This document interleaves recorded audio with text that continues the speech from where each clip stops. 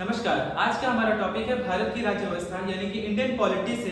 आज हम लोग पढ़ने जा रहे हैं special officer for linguistic minorities यानी कि हिंदी में से कहेंगे भाषाई अल्पसंख्यक वर्गों के लिए विशेष अधिकारी। तो चलिए शुरू करते हैं। तो जैसा कि आज का हमारा टॉपिक है स्पेशल ऑफिसर, अच्छे से ध्यान दीजिएगा, ठीक है, क्योंकि इसके बारे में इसको पढ़ने से पहले हम लोग जैसा कि हम लोगों ने पिछले क्लास में पढ़ा था national commission for schedule caste, national commission for schedule tribe और national commission for backward classes, उसके बाद ही इसका गठन किया गया और कौन सा आर्टिकल इसमें ऐड किया गया उसी के बारे में आज हम लोग चर्चा करेंगे।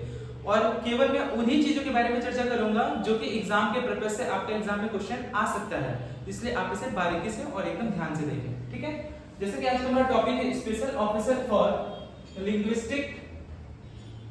लिंग्विस्टिक माइनॉरिटीज, हिंदी में से कहेंगे भाषाई अल्पसंख्यक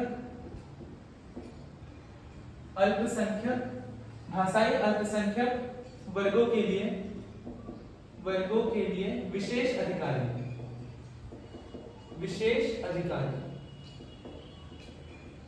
ठीक है, अच्छे से समझिएगा इसे।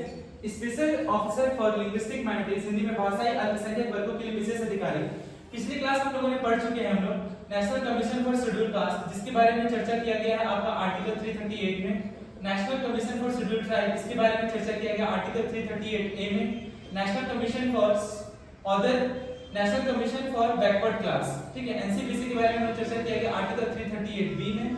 वही special officer for linguistic minorities के बारे में चर्चा किया गया है आर्टिकल 350B में, ठीक है। आप आर्टिकल ध्यान में रखिएगा किस पार्ट के अंतर्गत, तो पार्ट 17 के अंतर्गत, जिसमें बात किया गया आपका ऑफिशियल लैंग्वेज के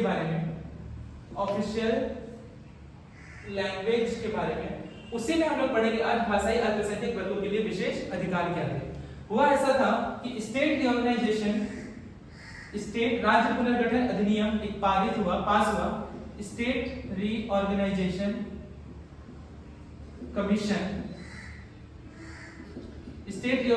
कमीशन, इसका गठन जो हुआ 1953 और 1955 में।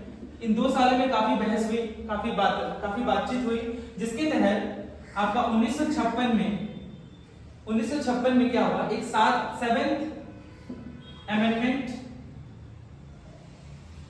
बिल पास हुआ, जिसके तहत यानी कि 7वां संविधान संशोधन अधिनियम पारित हुआ 1956 में। इसके तहत ही आर्टिकल ऐड किया गया,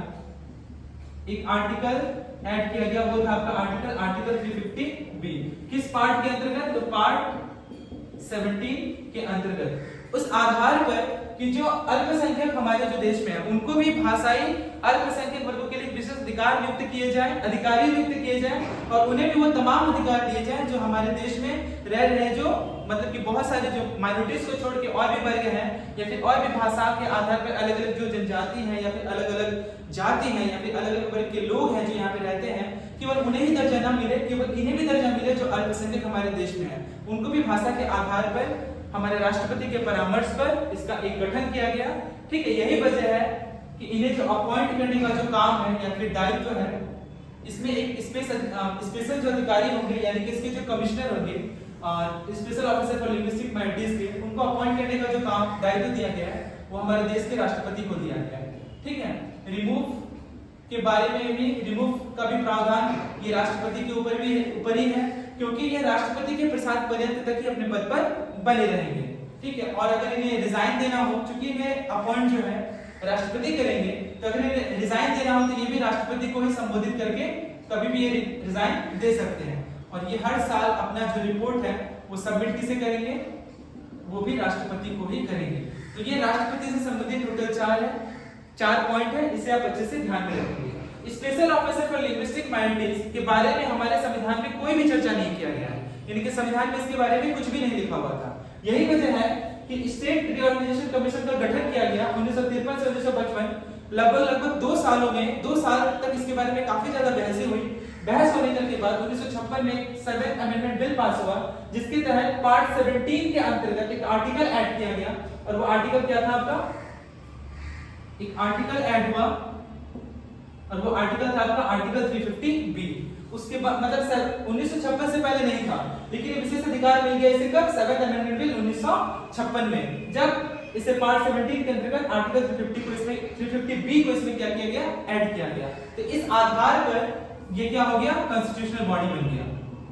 उससे पहले इसके बारे में कोई चर्चा नहीं था, यानी कि आरंभ में कॉन्स्टिट्यूशन में भाषाई अल्पसंख्यक वर्गों के लिए विशेष अधिकारी या फिर उसके बारे में किसी भी प्रकार का कोई भी चर्चा नहीं किया गया था।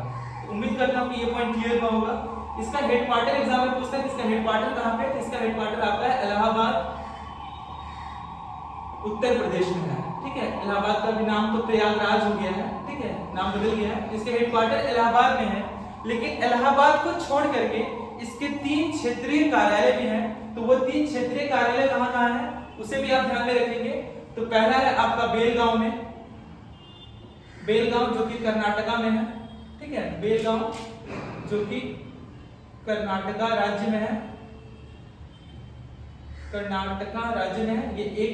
दूसरा इसका जो क्षेत्रीय कार्यालय है वो आपका चेन्नई में है, यानी कि तमिलनाडु में, तमिलनाडु राज्य में। और तीसरा जो इसका कार्यालय है वो है आपका कोलकाता में, यानी कि वेस्ट बंगाल में। तो ये भी आप ध्यान में रखेंगे। ठीक है, इसका अगर हेडक्वार्टर के बारे में बात करें तो उसका आंसर आपका हो जाएगा इलाहाबाद, उत्तर प्रदेश। ठीक है, तो इलाहाबाद का भी नाम बदल करके प्रयागराज हो गया है। और इसका जो क्षेत्रीय कार्यालय है वो टोटल 3 है। पहला बेलगांव कर्नाटका में, ठीक है, दूसरा है आपका चेन्नई तमिलनाडु में, और तीसरा कोलकाता वेस्ट बंगाल में। तो उम्मीद करता हूं कि special officer for linguistic minorities यानी कि भाषाई अल्पसंख्यक वर्गों के लिए विशेष अधिकारी से संबंधित जितने भी प्रश्न एग्जाम में बन पड़ेंगे या फिर जितने भी प्रश्न एग्जाम में आएंगे उन सभी के बारे में मैंने आप लोगों को चर्चा कर दिया। वापस एक बार रिपीट करते हैं। हमारा टॉपिक है आज का special officer for linguistic minorities, Hindi में भाषाई अल्पसंख्यक वर्गों के लिए विशेष अधिकार। इसके बारे में चर्चा पार्ट 17 के अंतर्गत आर्टिकल 350 बी एक जोड़ा गया। कैसे जोड़ा गया? स्टेट रिओर्गनाइजेशन कमीशन यानी कि राज्य पुनर्गठन अधिनियम आयोग का गठन किया गया, जो कि 1953 से 1955 लगभग 2 सालों तक इसके बारे में काफी बहस हुई, चर्चाएं हुई, जिसके आधार पर 1956 में एक अमेंडमेंट पास हुआ, 7th अमेंडमेंट बिल पास हुआ, जिसके तहत पार्ट 17 के तहत आर्टिकल 350 बी को हमारे संविधान में जोड़ा गया। ठीक है, 1956 में। लेकिन हमारा संविधान बनकर कब कंप्लीट हो गया था आपका? 26 नवंबर 1949 में, लेकिन इसे लागू किया गया 26 जनवरी 1950 से। ठीक है, तो लगभग 6 सालों तक हमारे देश में यानी कि स्टार्टिंग में संविधान में इसके बारे में कोई भी चर्चा नहीं किया गया था। उसके बाद 1956 में से क्या मिला? हमारा संवैधानिक इसको क्या मिला? दर्जा मिला। ये भी आप ध्यान में रखेंगे। इसे अपॉइंट करने का काम राष्ट्रपति करेंगे, रिमूव करने का काम राष्ट्रपति करेंगे, रिजाइन अगर देना चाहता है अगर इसके कमिश्नर तो वो राष्ट्रपति को ही देंगे। ये अपना रिपोर्ट जो है किसे प्रस्तुत करेंगे? प्रेसिडेंट को ही प्रस्तुत करेंगे। तो भाषाई अल्पसंख्यक वर्गों के लिए विशेष अधिकारी में एक कमिश्नर होंगे और टोटल इसके जो मतलब जो 3 जो अलग अलग जो क्षेत्रीय कार्यालय हैं, जैसा कि मैंने बताया, इसका हेडक्वार्टर जो है आपका इलाहाबाद उत्तर प्रदेश में है, वर्तमान में प्रयागराज। और 3 जो क्षेत्रीय कार्यालय हैं, पहला है आपका बेलगांव कर्नाटक, दूसरा है चेन्नई तमिलनाडु और तीसरा है कोलकाता वेस्ट बंगाल। इसमें जो इस पद में जो बने रहेंगे इन्हें कहा जाएगा असिस्टेंट कमिश्नर। ठीक है, तो ये भी आप ध्यान में रखेंगे। तो उम्मीद करता हूं कि ये सभी पॉइंट आप लोगों को एकदम अच्छे से क्लियर हुआ होगा। ठीक है, आज के लिए इतना ही। बहुत बहुत धन्यवाद।